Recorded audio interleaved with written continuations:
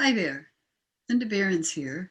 I want to share with you just a brief overview of what we do here at InterStrength when we're training practitioners in our certification programs. So this will be a brief overview of really kind of where we're coming from and a little bit about each of the lenses so you can get an understanding of what kind of information they bring. InterStrength is more than a typology model. It is a set of practices that lead to holistic development. And so I like to call it a holistic developmental approach to self-management. And it helps us really know ourselves and manage ourselves and have increased self-awareness and increase awareness of others. So you notice that here you can see a little more clearly. So what we want to do with our approach is pull the curtain back so that you can see what's really out there and really understand your nature. Just like we're looking at this tree and the flowers, and we can see nature out there, and we can sort of understand it because we know about trees and we know about flowers and we know about plants, at least a little bit, to know that they need food and water. And certain kinds of food work for some and certain kinds of food doesn't work for others. So we're going to learn a little bit more about understanding ourselves and understanding others by pulling this curtain back to give us a way of doing that. We use a process called the self-discovery process, and it is a journey. And this journey starts somewhere, wherever it is. You might start and you decide you want to learn something about how you interact with others, and you maybe go through the process of experiencing self-discovery with interaction styles. It might be that you go through essential motivators, formerly called temperament. We call it essential motivators. You might wind up going all the way through to looking at your cognitive dynamics, or how you think about things. And so there's a whole process that you go through, and it's a journey. So I want to give you some thinking behind what this journey is. So first of all, there's all these elements of you, and there are many different elements that contribute to who you are. And you reveal these patterns through self-discovery. So there's the aspect of you that's why you do what you do, which we call essential motivators. And in the past, this has been called temperament, developed by David Kersey in the beginning. And we have decided to call it essential motivators and really emphasize the why you do what you do, what you're deeply motivated by. Another aspect of yourself is your interaction style. These are energy patterns about how you prefer to interact and communicate with others. And they're important to us as well, and an important aspect of ourselves. And then there's the cognitive dynamics, which is based in Jung's theory, and it's about your preferred thinking patterns.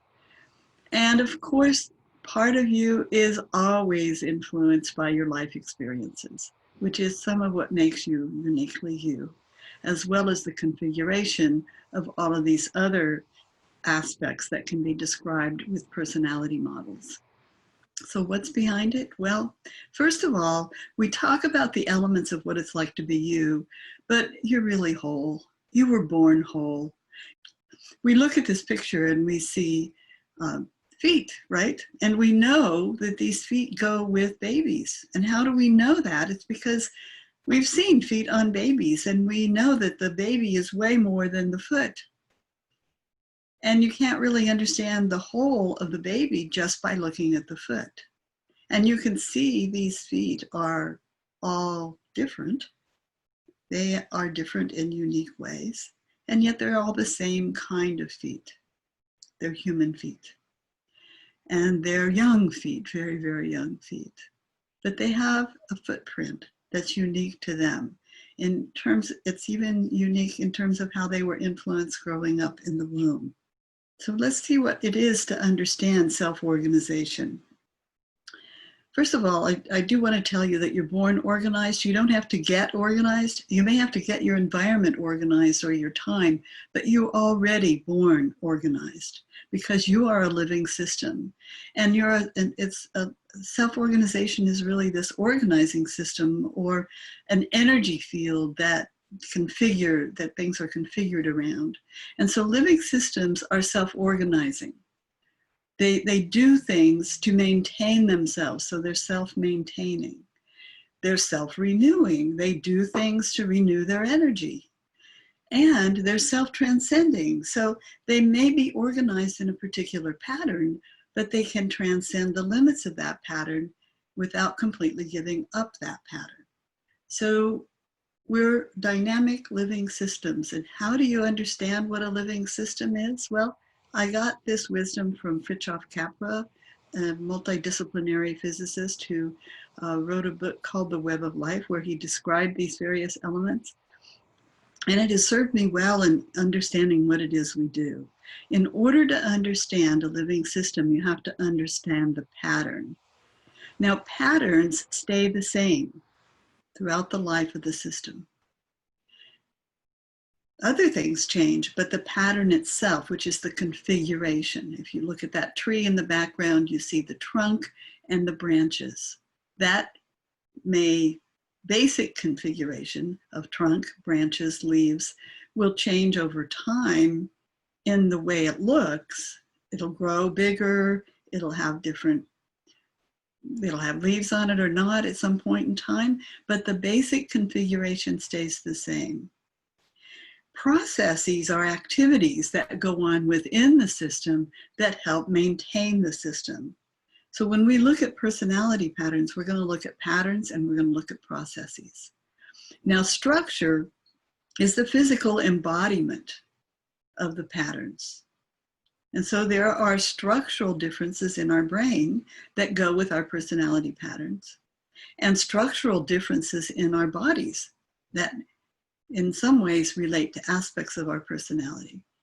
And another important aspect of living systems is that human living systems, at least human ones, if not all conscious living systems, give meaning. They create meaning. They have some purpose. So let's look at the idea of pattern. I show this to people many times and I say, what is this? And many people will say it's a shrub, it's a bush, it's a bunch of leaves. They might say it's a branch of a tree. Well, guess what? It's a very young tree. The picture I took years ago, and would love to go see this tree again to see just how big it's grown. But no matter how big it grows or how it has changed, how it's been pruned, what season it is, whatever, there's always a trunk and there's always this branching system and there's always the leaves on it. And the leaves may drop off, but they will come back again because that system of this tree has a pattern and a code in it that says leaves drop off, leaves come back. Now here we see two trees, and the two trees have patterns. On the tree on the left is a conifer tree, and it has a branching system, but it's different. The branches all go back to the trunk. And the other tree, which I'm not sure what it is, I think it's in some kind of oak tree, it's a broadleaf tree, and it has a branching system where a branch comes out and then a branch comes off of the branch and then a branch comes off of the branch. The leaves are very different. They're flat and quite different from needles. So these are patterns. They're two types of trees, and they come from different sources. The DNA for those trees is in the way they started, and they are different, and they always will be different. They will change a bit over time. Now, we humans probably change more than trees do in many characteristics, but in some ways we stay the same. So what are types? Well, there are lots of theories about type and ways to approach type and the way we talk about types. And so one of them is it's constructed from factors. So there's a personality instrument called Big Five, and it was produced by doing factor analysis with thousands and millions of pieces of research, and they came up with 5 things that these things clustered around. And so this is a constructed approach to type with some themes. That's different than the approach we take. There's another one, is emerging patterns. And so emerging patterns are the kinds of patterns you have developed, let's say with your habits, like when you go to bed at night. things you do all the time before you go to bed, or things when you do when you get up. And that's your morning pattern, your evening pattern. We have all kinds of emerging patterns. Even little movements in your body is an emerging pattern. It could be one side of a polarity. That's also the way we often talk about types, but the side of a polarity is not a type. It's an aspect of a type. So when we're really going to understand what types are, we want to look at organic patterns, patterns that are there from birth naturally. And then how do you know about those patterns? You observe them. And they get observed by many people, and then they get run through the many filters and fine-tuned until you get down to what are the essential qualities of that. So a good typology, there are many out there, like the Big Five, I don't really quite believe is a typology, but it probably works pretty well for some things, because it's more of a trait theory that says you have these characteristics. So a good typology can address many aspects of our being. The way we make meaning of things, the way we interact with each other, the way we behave when we're in groups, and the kind of group norms that happen, and actually the kinds of structures we have in our interactions. It has a developmental aspect. So a typology that just labels can be detrimental to our well-being to adhere to it, because it says, oh, you're a this, and nothing changes. And it can address sources of stress and conflict. If you remember about living systems, I said that they are self-maintaining. You are a living system, and the typologies that we use give us a sense of what the sources of stress are when we're not getting our core needs and drives met, and can predict different particular points of conflict so that we can better understand our relationships. And a really good, robust typology addresses our body, our mind, and our spirit. And here's the big clincher. It comes from a both-and mindset, so that the way we introduce it is that all are good. They have some downsides, they have some upsides, and anytime you're really trying to deal with these different people of different types, you want to go into it with, well, there's you and there's me, and we have different perspectives, so how do we get to a both-and? So let's look at a couple of definitions. Well, types are stable patterns that evolve. The patterns were there, they're evolving. It has essential qualities of a core driver, psychological needs, physiological needs, drives, something like that. It drives it, that we have to have met. And there's a set of core beliefs or values that support the driver. And here's the fun part, it's the talents. It also has to describe what are the talents. And those talents help get those drivers met and satisfied. So I like to say it's what scratches the itch that the needs create. And when we're engaging our talents, we often feel very much better about ourselves. And that leads to some job satisfaction as well. And then stressors when the driver is not met, as I suggested. So let's look at development, how an understanding of development, this is the kind of thing that we think we need to address and understand. There's what's called horizontal development. In other words, well, you might think about, I was a little girl and I got bigger, so that's just getting bigger. The question when you're young, you're born into the world. Do you get to be you? Do you get to express the way you are? Well, of course, nobody does completely, but what if it's so bad you never get to be you? Then that creates some stress. So if you get to be yourself, you often get a robust expression of the type pattern characteristics, and you get healthy expressions of the patterns. Now, of course, you might be in a situation where you don't get to be you, and then that results in a suppressed expression of your type pattern. And let's say that you predominantly have a characteristic, take an easy to understand one, like you're very outgoing and friendly, and then something happens and you're not able to do that, and then you become less outgoing and friendly and more quiet and reticent. exaggerated expressions of type pattern characteristics. So, sometimes I've seen many children, because I was a school psychologist for a while, and you see kids that they're expressing their type pattern exaggeratedly, like they just have to do what they have to do. And that's like when you hold down a spring and you let go of it, it bounces way up higher. So that's an important piece. So if we understand our own typology, we can start to find ways to get to be ourselves. And we can start to recognize that we had suppressed things or maybe exaggerated aspects of ourselves that we might need to moderate a little bit. And if we're with others, we can help make space for them as well. Now, there's such a thing as maturity, and it's often referred to as vertical development, meaning that when you grow up, you not only grow taller, but so it's not more of the same of you. You have different characteristics. They're still recognizably you, but you've matured. You still look the same. So this is often called growing up and waking up. And this is a transformative process that we go through. And these emerging patterns happen then.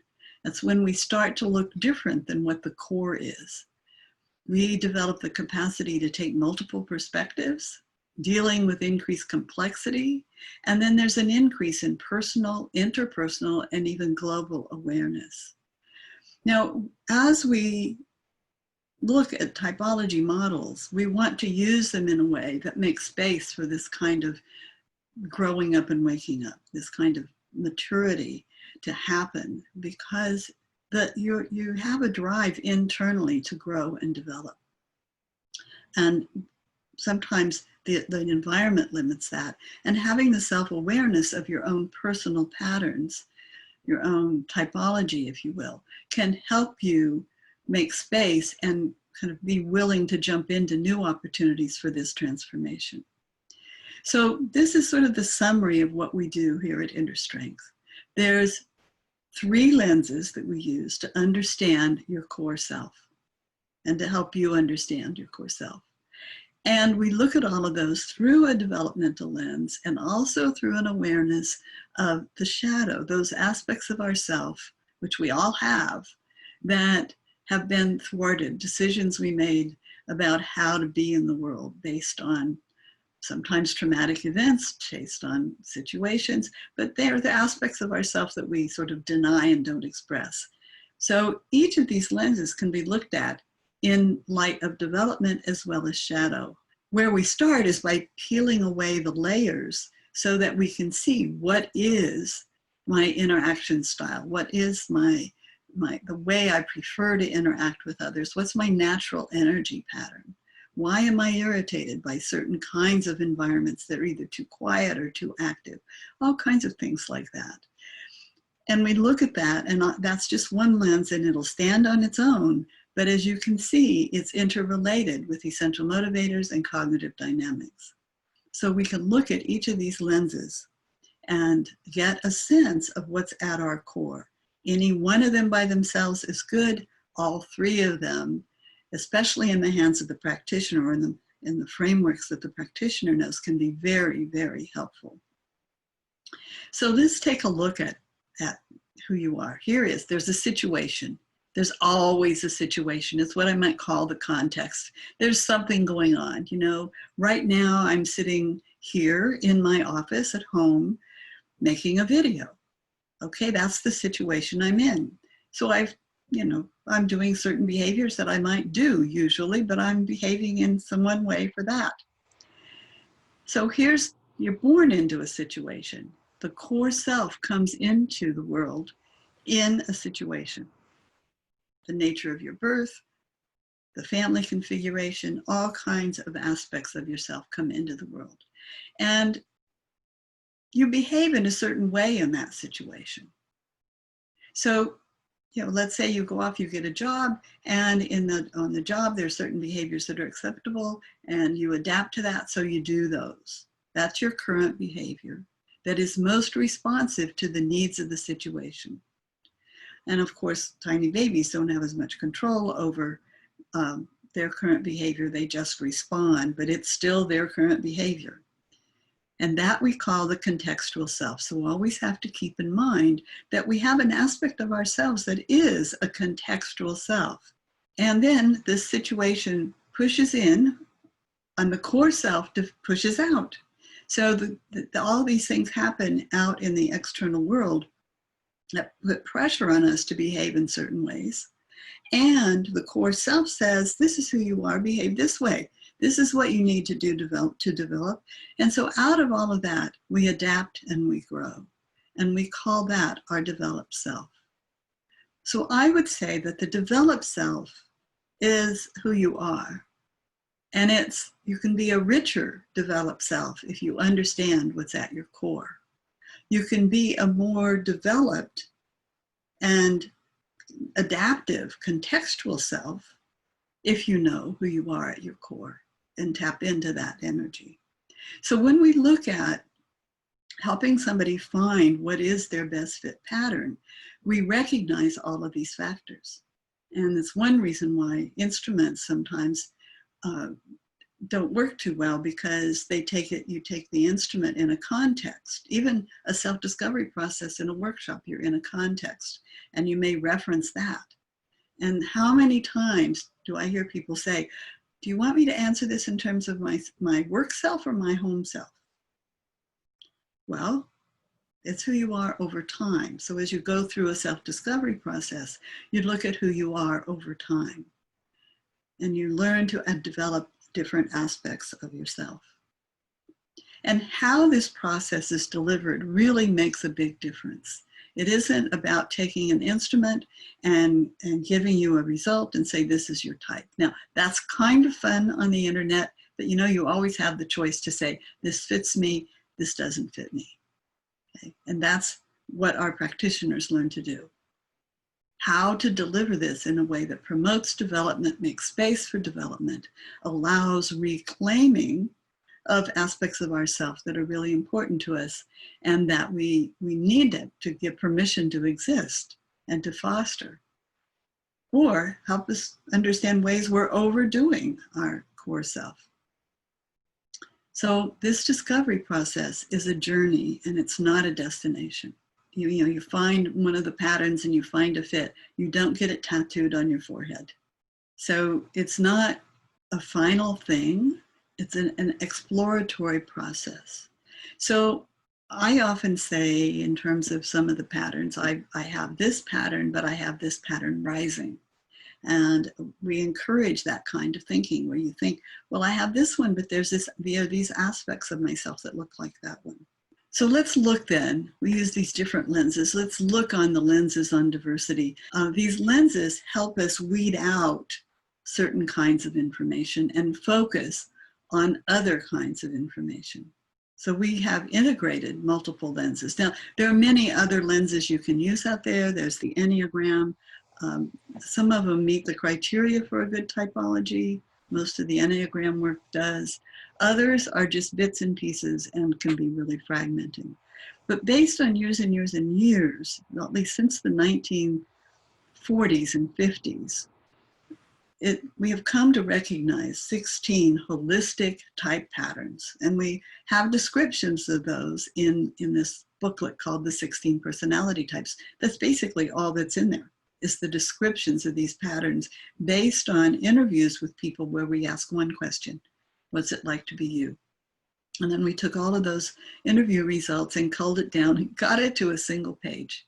And then we constructed some other descriptions that are from a more outside looking in description called portraits. So there are these 16 holistic type patterns. There are different lenses we can use to look at them. One is we call essential motivators. And this is the why. This is, the best thing I can say is it gives us, we get in touch with an aspect of our spirit. We don't know exactly where it lives in the body, but we know that the pattern's there, and we know that we're energized when we're getting our core psychological needs met. There's also interaction styles, which is how we interact, how the kinds of things we do, and how our energy moves. It's an energy pattern, and you can see it in the way people walk, You can hear it sometimes in the way they talk. So this is actually describes the body part, or the body aspect, not the part. And so we have also cognitive dynamics, which has been refined and understood from what Carl Jung said, made popular by the Myers-Briggs Type Indicator and the type code. This is kind of what kinds of processes do we use to think about things? This is the mind aspect. So these three aspects give us a pretty complete picture that helps us understand all of the kinds of dynamics that go on within us in these 16 personality type patterns. So back to the self-organization again. Self-organizing, self-maintaining, self-renewing, self-transcending. Each of these lenses that we're going to take a quick look at now will give you a way to understand how you are already organized. And once you understand how you're organized, you can better self-manage. And how do you maintain that? What do you need to do? You know, like drinking water. And what do you need to renew when things aren't going well? How do you replace and renew your energy? You can fall back to what's at your core. And how do you transcend? What are some of the ways that you might be transcending that self-organization, recognizing that it's always going to be there for you? So here we have 16 personality types, and you can tell that they're already clustered, and we've given them names. Dario Nardi and I made up these names and looked at them. The first word describes kind of how you see yourself maybe, and others don't see, but what the second word is what others see. Now, if we look at them and cluster them according to the essential motivator patterns, we get 4 patterns, each with 4 variations.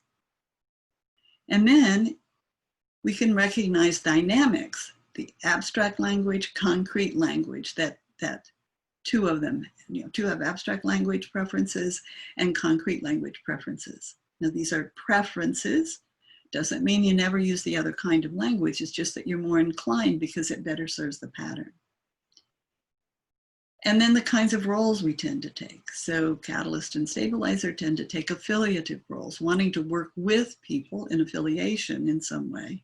And theorist and improviser tend to take pragmatic roles with others.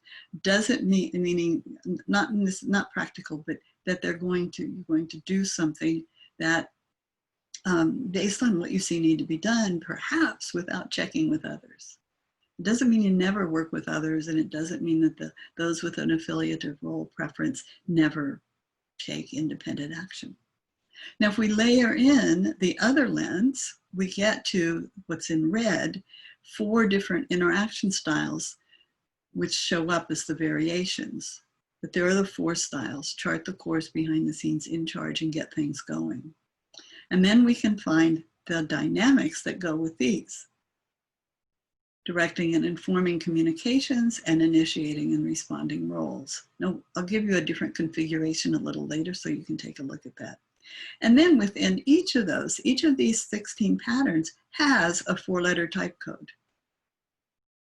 So we're going to explore also a little bit about what that means. And it's important to understand at least a little of each of those lenses for when we focus on just one, because they are all interconnected. So remember, self-discovery is a journey, not a destination. And you can have like a blueprint using all these lenses to map out different important aspects of your life.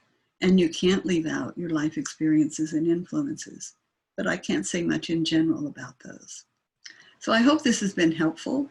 It certainly was fun to go over it for me. I really like talking about all of this, and hope that you get what you want and needed out of it. So thank you for joining me.